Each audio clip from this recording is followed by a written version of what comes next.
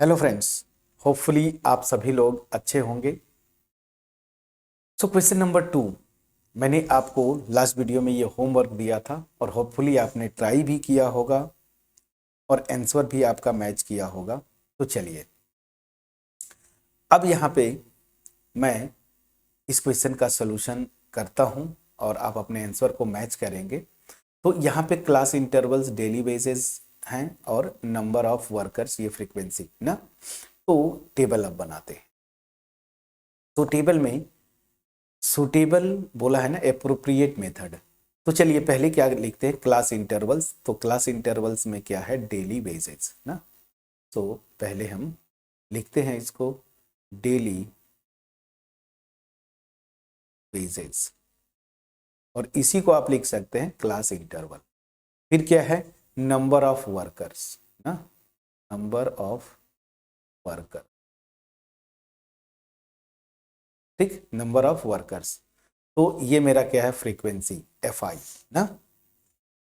फिर आप क्या निकालेंगे, क्लास मार्क, क्लास मार्क, ठीक। यहां तक तो कुछ भी करेंगे, कोई भी मेथड लगाएंगे, ये कॉमन होते हैं टेबल में।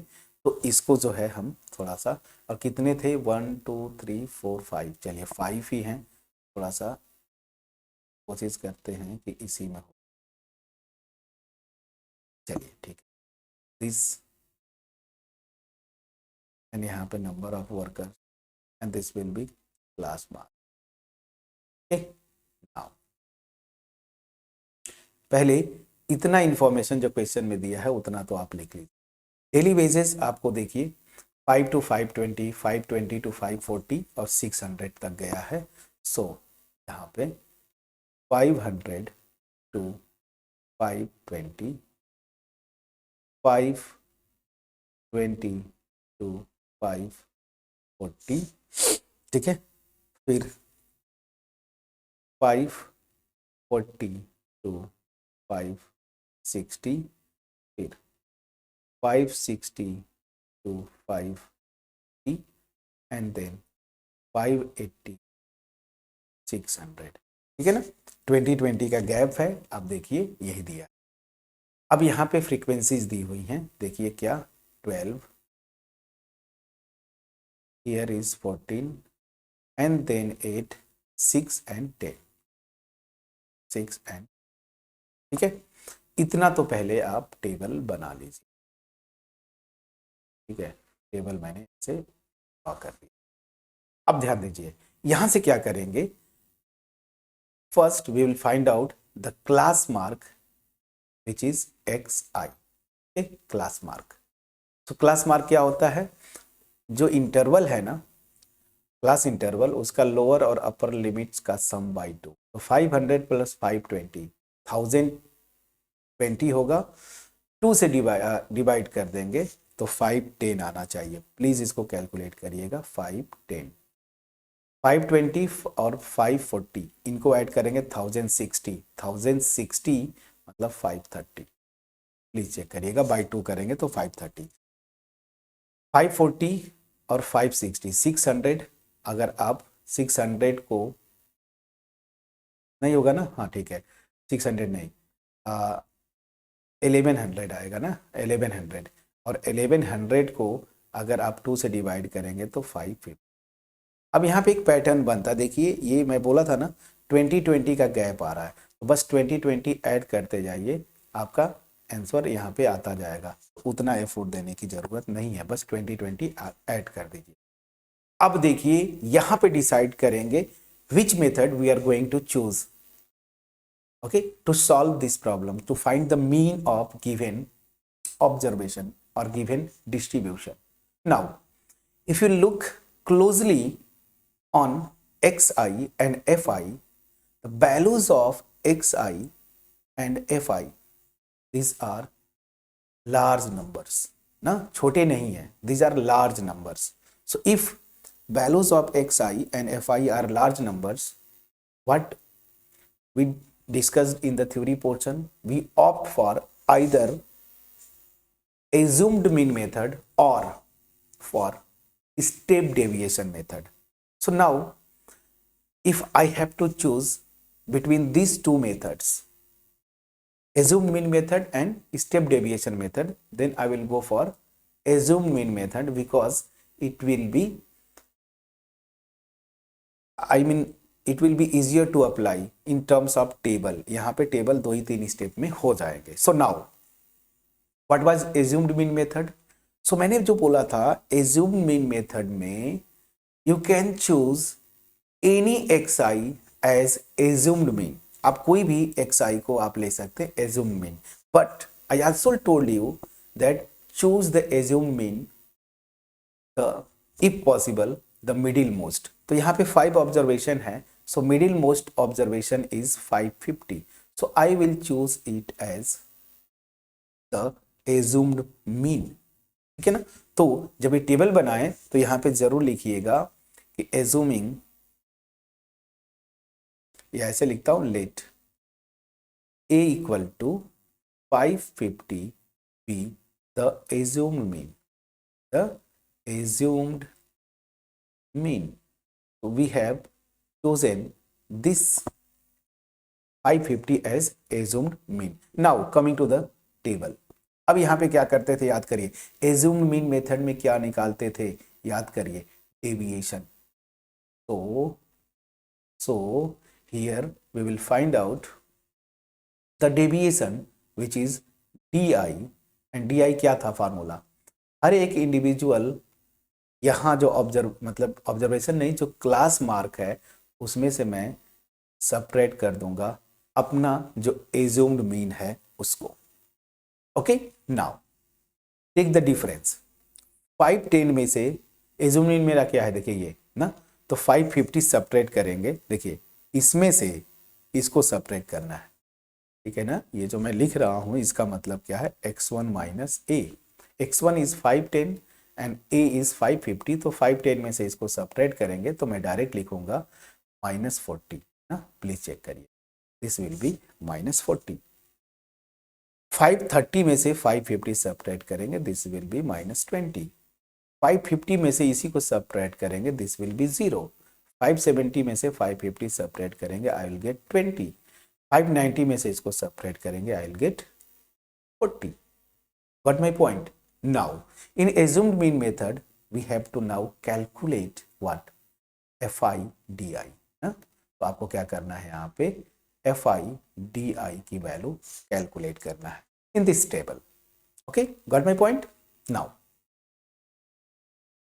Fi is देखिए यहाँ पे F1 और ये D1. तो 12 माइनस 40, सॉरी 12 मल्टीप्लाइड बाई -40. सो आप जानते हैं -480 आ जाएगा. 12 4 जा 48 ना. फिर 14 माइनस, माइनस कर रहा हूँ, 14 मल्टीप्लाइड बाई -20, तो ये आ जाएगा -280. प्लीज चेक करिए. Now 8 multiplied by 0, Fi di देखिए यहाँ पे लिखा है 0. 6 multiplied by 20, that will be 120. 10 multiplied by 40, this will be 400. Got my point or not, friends? Okay, so ये था टेबल. ये टेबल बनाना था, यही मेन था. अब यहाँ पे मैंने आपको बोला था summation Fi and summation Fi di, इसकी वैल्यूज आपको यहाँ पे लिख लेना है. ये करने की जरूरत नहीं, आप ऐड कर लीजिए, आ जाएगा. क्वेश्चन में दिया है कि कितने वर्कर्स को, मैं पहले भी हिंट दिया था 50. So this summation Fi will be 50. आप ऐड करके भी देखिएगा 50 आएगा. इसको मैं डायरेक्ट लिखूंगा, आप ऐड कर लीजिएगा.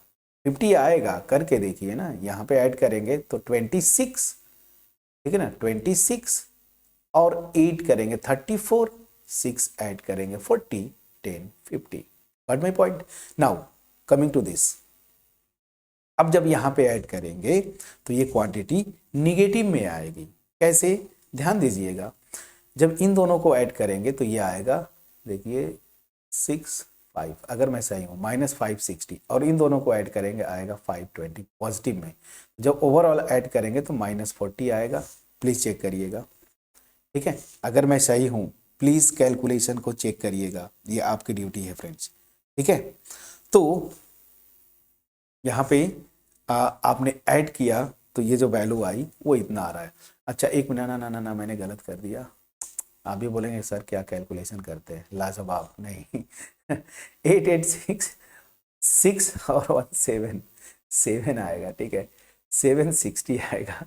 और जब सब्ट्रैक्ट करेंगे तो एक्चुअली माइनस में ही आएगा, ये 40 ठीक है, और यहाँ से 2 ना, तो -240, तो -240 आएगा ना। चलिए, तो इसको आप ऐड कर लीजिएगा। एनीवेज, कैलकुलेशन में you have to be very careful. So this for this I am getting minus कितना पा रहा था, 240, यही था ना, मैंने इसको ऐड किया था। Let me check it again friends, let me check it again. Okay, चलिए फ्रेंड्स, तो हाँ ठीक है, कैलकुलेशन हमने सही किया था। अब इसको थोड़ा सा बढ़िया से लिख देता हूँ, -240 थोड़ा इधर लिखता हूँ ताकि आपको क्लियरली विजिबल हो, -240। Okay, so summation FIDI we got -240 and FI we got summation FI we got 50. Now अब यहां से आप आएंगे by assumed mean method, by assumed mean method the mean is या the required mean wages ना, वो क्या हो जाएगा, the mean is what, x bar. Formula जरूर लिखिए, याद है कि नहीं, क्या करते थे, एज्यूम मीन जो था उसको ऐड करते हैं summation FI DI divided by summation FI। अब आपने एज्यूम मीन क्या माना था, यहाँ पे देखिए 550 आपके स्क्रीन पे, इसलिए मैंने इसको ग्रीन कर दिया है। 550 plus this is -240 divided by 50, please check करिएगा, ठीक है ना। तो यहाँ पे ये क्वांटिटी माइनस में आ रही है, मतलब ये सब्ट्रैक्ट हो जाएगा, और सब्ट्रैक्ट होके क्या आएगा, देखिए 240 को 50 से डिवाइड करेंगे तो 0 0 कैंसिल कर दीजिए, देखिए क्या आ रहा है, 550 और माइनस हो जाएगा ये वाला, और 4 जा और 8, ठीक है, 4.8, मतलब 4.8, और 4.8 को आप सब्ट्रैक्ट करेंगे, ठीक है ना, तो यहाँ पे 2 आ जाएगा, पॉइंट लगा दीजिए, यहाँ 9 में से ये जाएगा 554, प्लीज चेक करिएगा। सो 545.2, ठीक है ना, या 0 यहाँ पे आप लिख सकते हैं, तो 545.2, ठीक है ना। और ये क्या, रुपीज, क्वेश्चन में देखिए मैंने क्या बोला था, इसकी जब यूनिट लिखेंगे ना तो इसका एवरेज निकालते, और वेजेस क्वेश्चन में दिया हुआ है इन रुपीज ना, तो आप सीधे लिख देंगे। So this will imply the mean wage is what, rupees 545.20. This will be your answer. Got my point? So ये क्वेश्चन था assumed mean method। अब यही दो मेथड पे आपको प्रैक्टिस करना है, direct method and assumed mean method, क्योंकि मैंने देखा ना PYQs किया हमने देखा, तो वो मैक्सिमम गया है assumed mean मेथड पे ही, क्योंकि स्टेप डेविएशन पे जाएगा तो यहाँ पे 2 और कॉलम्स बनाने पड़ेंगे, थोड़े से कैलकुलेशन बढ़ जाते हैं, बट इट्स ओके। लेकिन जब यहाँ पे स्टेप डेविएशन लगाएंगे, आपका होमवर्क होगा solve it by step deviation method. So homework है solve it by step deviation method, ये होमवर्क है फ्रेंड्स, डेविएशन। और आप देखेंगे आंसर सेम आएगा, स्टेप डेविएशन से भी करेंगे, so you will get the same answer. Okay, तो यहां पे क्या करना होगा, ये आपने निकाल लिया DI, याद करिए स्टेप डेविएशन में क्या करते थे, DI जब आपने निकाल लिया तो उसके बाद फिर क्या करते थे हम लोग, UI निकालते थे। UI क्या था, DI डिवाइडेड बाई ये लेंथ ना, विड्थ, तो विड्थ 20 का है तो 20 से डिवाइड करेंगे, जब 20 से डिवाइड करेंगे इसको तो ये -2 हो जाएगा, या -1 0 1 और 2, कैलकुलेशन कम हो जाता है। UI निकाल लेंगे, फिर UI FI निकालेंगे, और फार्मूला आपको पता है वहां से करेंगे।